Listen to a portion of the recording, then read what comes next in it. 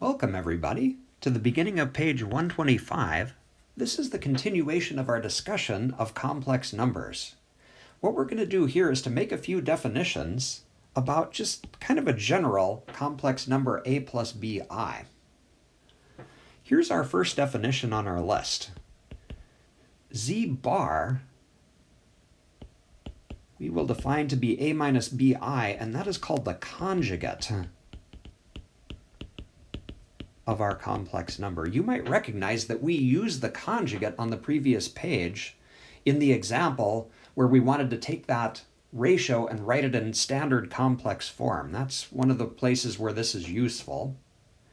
And then because complex numbers naturally break into two components, we've got the a and we've got the b, we're going to give those two components names. We're going to call them the real and the imaginary part of z. We'll write those re of z and im of z. And that's just going to be the a and the b separately. Let's write out the words as well.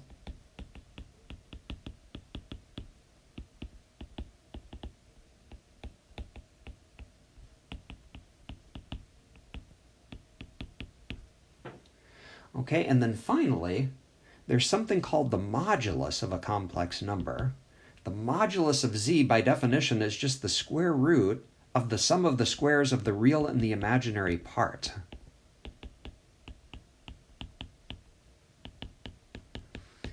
Okay, and some of these definitions that we've just made have some nice graphical interpretations. That's our next step here. We'd like to discuss something called the complex plane, which is just a way of helping us to visualize complex numbers. Okay, if you look at the form of a complex number, the fact that it has two components, the real and the imaginary part, it's natural in some sense to represent complex numbers in two dimensions on a plane. Here's how we're going to think about that.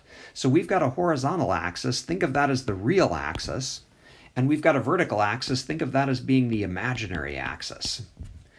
Okay, so for example, where would we put the complex number negative 3 plus 2i on the complex plane? Well, we'd think about that as being negative 3 over on the real axis and 2 up on the imaginary axis, and so negative 3 plus 2i would be right here.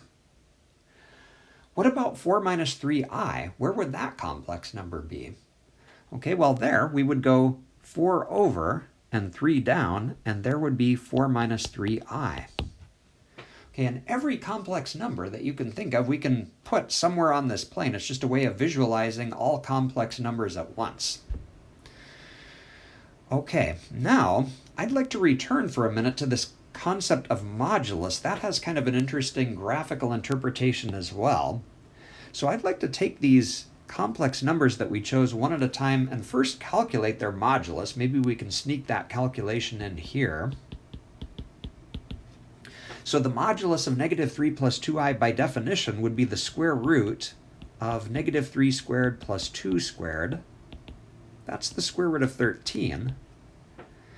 And if you think about it, that's really a distance, because if we draw a little triangle here, these two horizontal and vertical distances are 3 and 2. The square root of 13 is just this length right here. So you can think of the modulus of a complex number as being its distance away from the origin in the complex plane. Same is true for this other complex number, 4 minus 3i. What would its modulus be?